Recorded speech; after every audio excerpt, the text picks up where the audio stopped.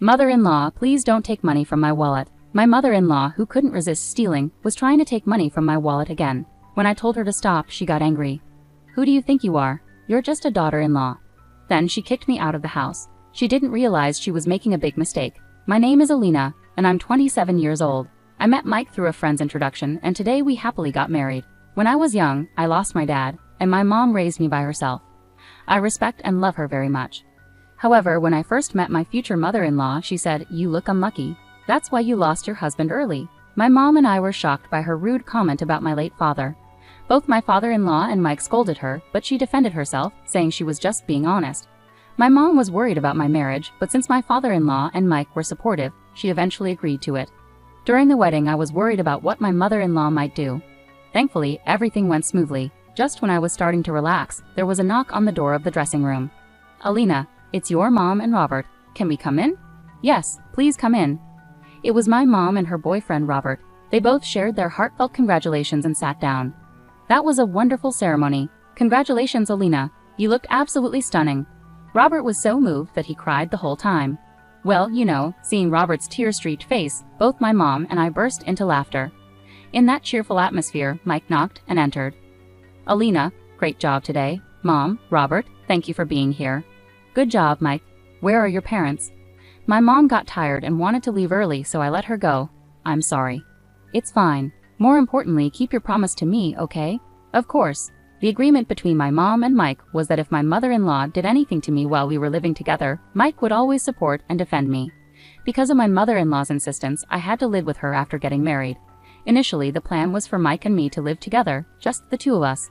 But my mother-in-law threw a fit, saying we couldn't get married unless we lived with her. Seeing my distress, my mom made this promise with Mike. Even my father-in-law said, "If something's up, let me know." Mike also told me that if living with his mom became truly unbearable, we could consider living separately. "Alina, if my mother does something, tell me right away, okay? Even if it seems small."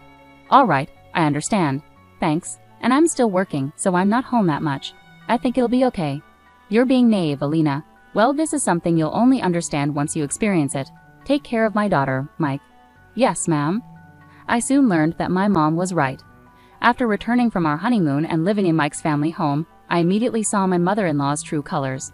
"This food looks terrible. Redo it." Without even tasting the meal I had just prepared, my mother-in-law dumped it straight into the trash. Seeing this, both my father-in-law and Mike immediately scolded her, but she retorted, "I can't let you two eat such terrible-looking food." "I threw it out for your sake and yet? Never mind." Then she stormed off to her room. Apologizing, Mike and his dad decided to take us out for dinner. When my mother-in-law heard this, she threw a tantrum about not being invited, but Mike and his father just ignored her. This made her even angrier, and she started harassing me more. Mike's family runs a small workshop, and Mike is busy preparing to take over. He studies hard, attends meetings with his father, and networks a lot. I have my job during the weekdays and am hardly home, but the weekends were a nightmare. My mother-in-law mostly stays home, does no housework, and either lounges around watching TV or goes out. Mike tries to help out when he can, and after the food incident, my father-in-law told me I can manage on my own. Just prepare food for Mike. When my mother-in-law found out about this, she said, "As a daughter-in-law, it's only natural that you should prepare food for the whole family." But my father-in-law dismissed her. Adding to the mix, my mother-in-law has very old-fashioned views. "Alina, when are you going to quit your job?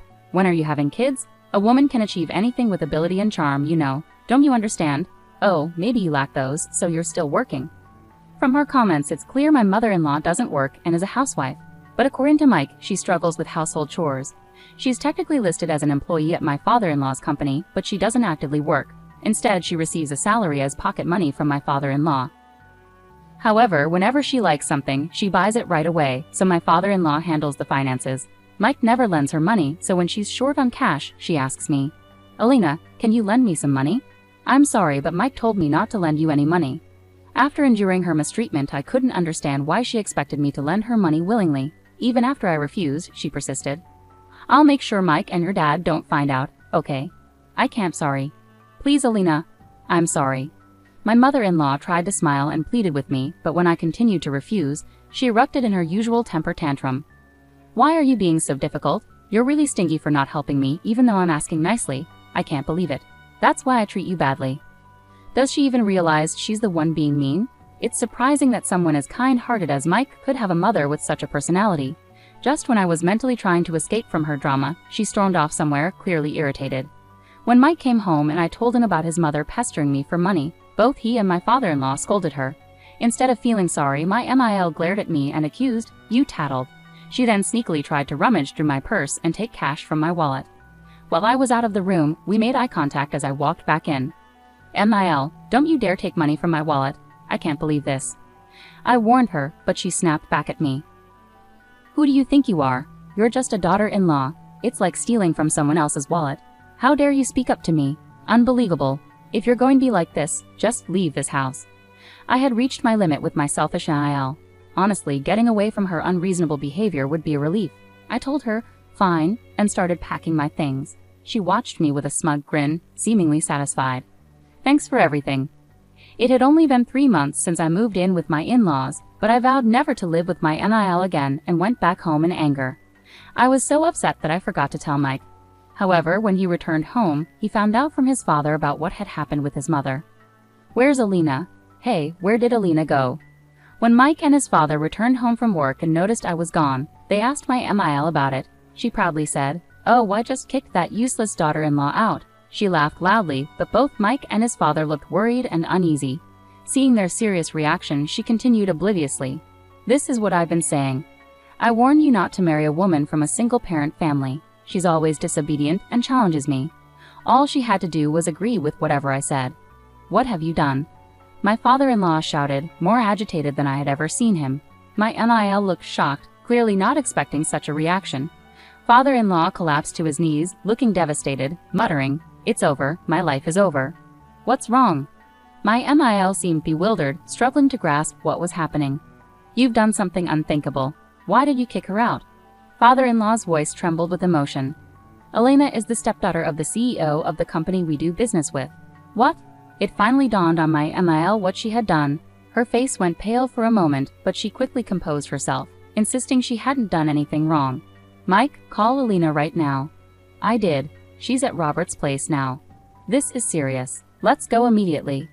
I got a call on my cell from Mike, telling me that his father-in-law was possibly putting his mother-in-law into the car and heading our way. From the background noise, I could hear my MIL shouting frantically and my father-in-law yelling, "Robert, you came to the wedding with my mother as her new husband." Even though he's technically my stepfather, it turns out Robert is actually the boss of my father-in-law's business client. My mother had always said she wouldn't remarry until after I got married, so she hadn't met our families until the wedding and wasn't seated in the family section of the ceremony. So my mother-in-law doesn't know about this. My father-in-law only recently found out that Robert was my mother's new husband. Robert married my mother after I got married, but I've known Robert for nearly 20 years. After my father passed away, my mother raised me on her own. No matter how tough things got, she never complained and was always smiling, brightening up everyone around her. Robert, smitten by her, proposed to her, but she apparently told him she wouldn't marry anyone until after I was married. I don't want to burden Elena anymore, getting a new dad, changing her last name, moving. I can't make her go through all of that just because of adult circumstances. I'm so sorry. I'll wait. Huh? I'll wait until Alina grows up, becomes independent, and someday gets married and is happy. Then it'll be my turn to make you happy. Robert, can I stay and watch over Elena with you until then? By then, won't we be pretty old? It doesn't matter. If we're talking age, I'll be even older. Robert laughed heartily, my mother with tears in her eyes, thanking him. Robert respected my mother's wishes, always promising to wait. They never officially married until I did, but I knew they deeply loved each other, even after losing my father. Sometimes I felt like if my mother married Robert, she would be taken away from me. There were times I wasn't kind to Robert, but he always treated me lovingly, often taking us out or going on trips. He even tried to pay for my college tuition. My mother declined, saying it was a matter of principle. That's the kind of relationship we had with Robert. Of course, my childhood home now belonged to Robert, so as my NIL suggested, we returned there. When we filled Robert in on everything that happened with my in-laws and about my NIL, he was furious. Knowing the business relationship with my father-in-law's company, he was boiling with anger when the doorbell rang. My mother checked the monitor and saw my father-in-law, mother-in-law, and Mike outside. She asked Robert if they could come in, and he agreed, unlocking the door to welcome them. As soon as they entered and saw the tense atmosphere, both my father-in-law and Mike knelt down. "We're deeply sorry. My wife was very rude to Alina. It seems she forced Elena to leave. My father-in-law apologized. I'm sorry too. If Elena is uncomfortable, we can stop living together, Mike added. While they were apologizing, my MIL stood defiantly with her arms crossed. What are you talking about? Elena is the one at fault here, right? I did nothing wrong. Besides, who will do the housework now that Elena is gone? I was stunned, unable to close my open mouth. Looking at my indifferent MIL, I knew she lacked common sense, but I never expected her behavior to escalate like this. It was my father-in-law who finally broke the silence. I knew you were sheltered and naive, but I never imagined you'd go this far, he said with resignation. We'll start the divorce proceedings as soon as tomorrow.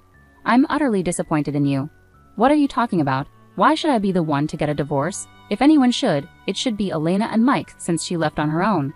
My MIL's earlier arrogance vanished when faced with the prospect of divorce from her husband. Mike joined in the confrontation. Why should I divorce Elena? I love her. I have no intention of divorcing her.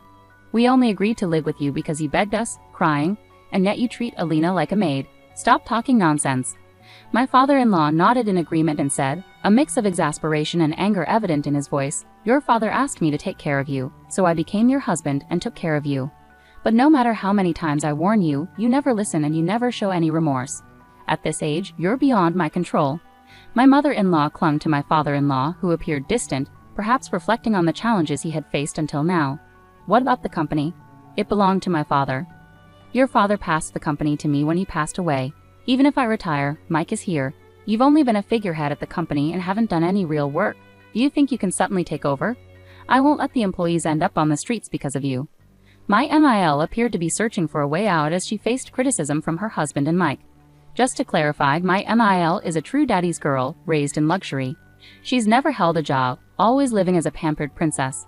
Without her husband's support, she wouldn't be able to manage household chores, let alone a job. My MIL tried to hold on to my father-in-law, but his decision seemed firm. Elena, say something. Out of desperation, she turned to me for support. I also believe divorce is the right decision. Someone who tries to steal money from another's wallet and then reacts aggressively when confronted, who knows what she might do next?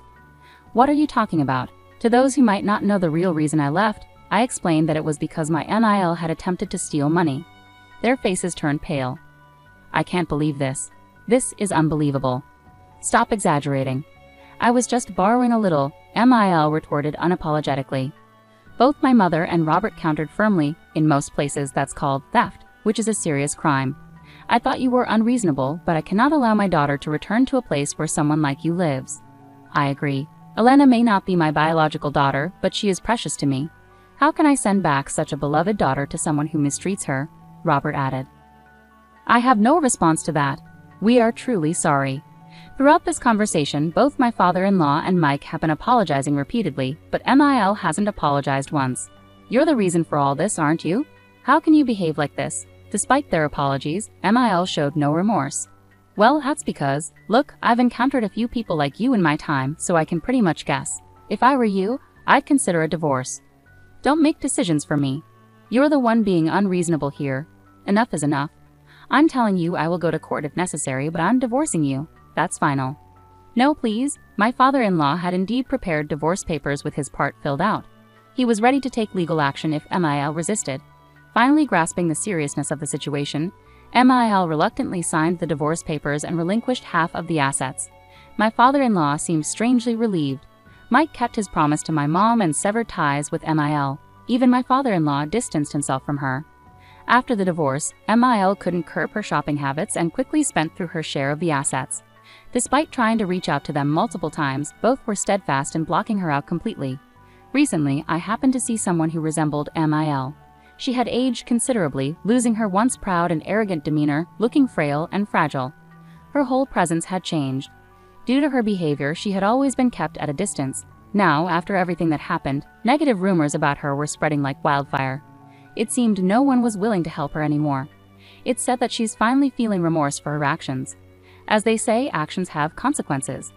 A few days later, my father-in-law and Mike visited Robert with a box of chocolates to apologize. When I explained that MIL had disappeared, Robert and my mother cautioned them not to let it happen again. Afterward, I returned to Mike's family home. Since MIL left, my stress levels have dropped significantly. Not just me, but both my father-in-law and Mike also seemed to be much happier. Soon after, I found out I was pregnant, and the whole family was overjoyed. We are eagerly awaiting the arrival of our new family member.